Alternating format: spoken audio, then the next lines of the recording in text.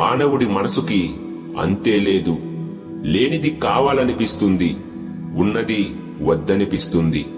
సుందరంగా సౌందర్యంగా చేరువైనవి వ్యర్థంగాను, శాంతినిచ్చేవి చికాకుగాను, అశాంతినిచ్చేవి ఆనందంగాను, స్థిమితానికి అస్థిమితానికి ఊగిసలాటయే మానవుడి మనస్సు.